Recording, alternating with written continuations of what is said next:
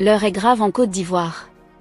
Alassane Ouattara utilise une stratégie de bilan positif pour conquérir un 4e mandat présidentiel. Avant de vous dévoiler cette affaire qui a enflammé la toile, j'aimerais d'abord vous inviter à vous abonner et à cliquer sur la cloche de notification pour ne pas rater mes prochaines vidéos. L'adresse du président ivoirien à la nation, au-delà d'un exercice annuel, est devenue une obligation constitutionnelle à laquelle le chef de l'État ne peut se soustraire. En effet, Alassane Ouattara, dont le mandat prend fin en 2025, s'y est soumis le 18 juin dernier. Un discours très attendu par les Ivoiriens, puisqu'il s'agit d'un devoir de redevabilité, qui lui permet de se prononcer sur la mise en œuvre de sa politique, depuis le dernier exercice en avril 2023. Attendu devant les 2 chambres du Parlement réunies en congrès, le chef de l'État ivoirien ne s'est pas fait prier. En effet, face aux attentes diverses de son peuple, il a vanté son bilan sur tous les plans. D'ailleurs, les faits parlent d'eux-mêmes. Car, durant les 13 dernières années passées au pouvoir, les efforts sont faits dans presque tous les domaines, c'est féliciter le premier des Ivoiriens.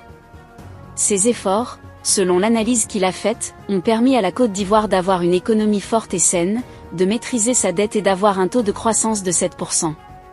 Le pays, selon le bilan qu'il a présenté en termes de pouvoir économique, est classé aujourd'hui 9e du continent africain, 3e des pays francophones derrière l'Algérie et le Maroc et 2e de l'Afrique de l'Ouest derrière le Nigeria. Une satisfaction pour le président ivoirien qui n'a pas manqué de rassurer ses compatriotes sur une des priorités de son gouvernement qu'est la lutte contre la vie chère.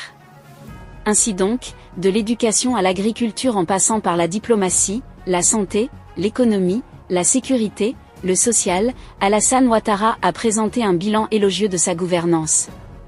Toutefois, le point qu'il a omis ou du moins sur lequel il a délibérément décidé de ne pas se prononcer, est son avenir politique. Très attendu sur cette question, l'octogénaire président en fin de mandat, en 2025, a laissé sur leur faim tous ceux qui pensaient que l'occasion était bonne pour lui de clarifier sa position sur un éventuel 4e mandat. Mais il a préféré garder le flou, prolongeant ainsi le suspense. Veut-il se donner plus de temps pour se prononcer sur la question ?